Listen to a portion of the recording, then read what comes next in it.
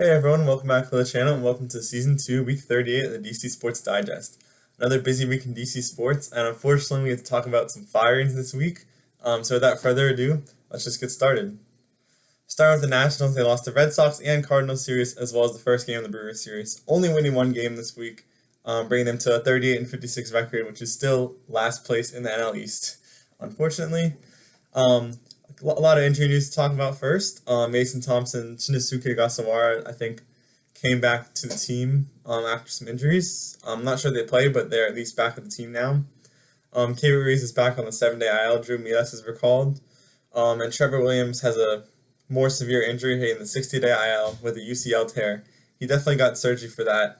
They have to do Tommy John surgery, so he's most likely out for this season and maybe even all of next season. So this might be the last we see of Trevor Williams, as I don't know what our rotation is going to look like in the next season or two. So we'll see what happens to that. We'll monitor that situation as it continues.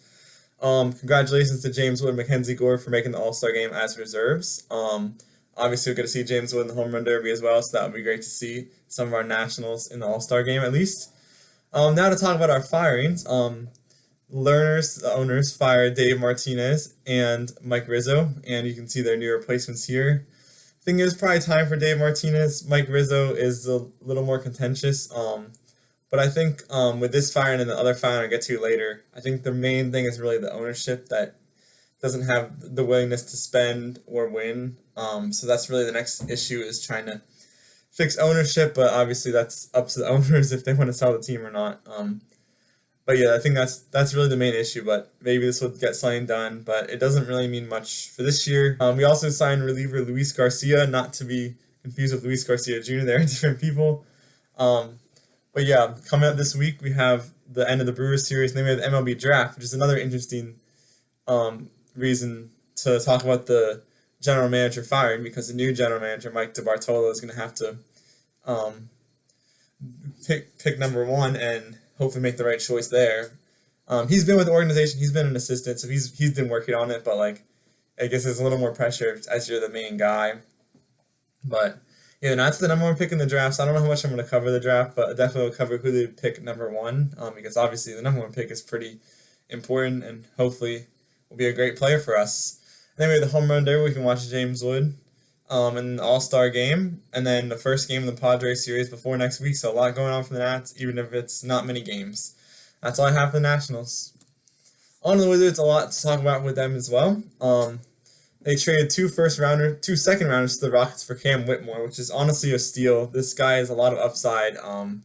I think from what I heard, for a little more context, the Rockets were trying to move on from him and get him to a desired location, and he's actually a DMV native, so he definitely wanted to come here, so that's great to see. Another young guy. We added more young guys as we traded Kelly Olynyk to the Spurs for Malachi Branham, Blake Wesley, and a second-round pick. Both of those guys are in their low 20s, so just adding more young guys to the roster and the rotation is obviously really good. We re-signed Tristan Vucevic to a two-way contract, and we re-signed Marvin Bagley again, because we definitely need some more bigs. The roster is still not finalized yet, but I think they're still going to work on that. They're going to have to get rid of one or two guys, I think. But we'll see what happens. Also, the NBA Cup group announced. We are with the Pacers, Cavs, Hawks, and Raptors. So probably not going to do too much for that group anyway, but maybe we'll get a win or two here and there. And then Summer League started last night. We lost to the Suns. Trey Johnson looked really good. He scored 18. Keyshawn George scored 24 and looked really good. Sarr and Bub Carrington didn't look the best, considering they kind of should be. But I think they both had some flashes in the game, especially Sarr at the end. I think he looked good defensively, so just give them one or two games to get used to it again. But they should really be dominating Summer League. But it's also great to see Keyshawn George do so well, and also Trey Johnson look really good too.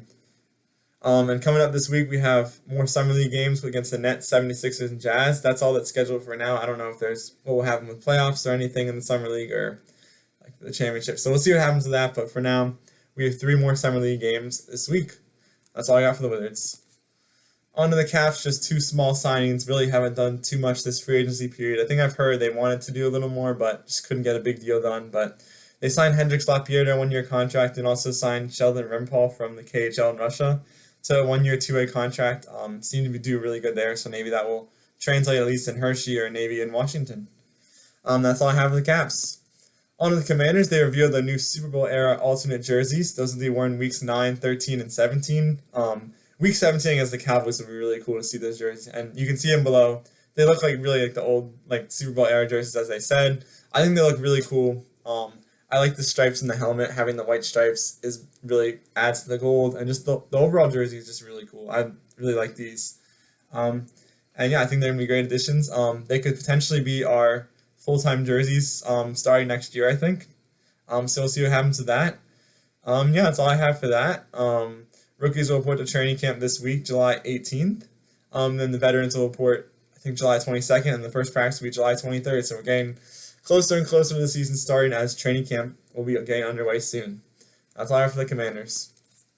Other DC sports news: DC United tied Atlanta. Unfortunately, lost to Nashville in the U.S. Open Cup quarterfinal. They had a 2-0 lead, and then Nashville scored 5 unanswered goals, so that was pretty bad. And that had them fire their coach Troy Lesesny, and have new coach Renee Weiler. So it's kind of the same thing with I was talking about the Nationals. Like, it's really more about ownership being the issue, not trying to help them win more than the coaching. But I guess it kind of makes sense because in the regular like domestic play in MLS, they haven't been doing so well. Their one thing was making it to the quarterfinals in U.S. Open Cup, and then they just lost there. So that prompted the firing, I guess. Their next game is tonight against LA Galaxy, and then have another one this Wednesday against Charlotte. The Mystics beat the Sky, and Aces had a really good week this week, as well as Sonia Citron and Kiki Iriafan being announced as All-Star reserves. I think Brittany Sykes could have also made it, but we at least got 2 of our young rookies into the All-Star game, which is great. Then they have games this week against the Storm and Sparks, and then the All-Star game will happen after that. That's all I have from other DC sports news. Weekly awards for this week. My game of the week is Nationals beating the Cardinals 8-2. They're one good game this week. They looked really good in this game. Obviously could not carry any momentum through the rest of the week and could not get any more wins except this one. My player of the week is Trey Johnson for 18 points in his Summer League debut. That was great to see. My team of the week is the Mystics for having a 2-0 record and obviously getting their 2 young rookies into the All-Star game.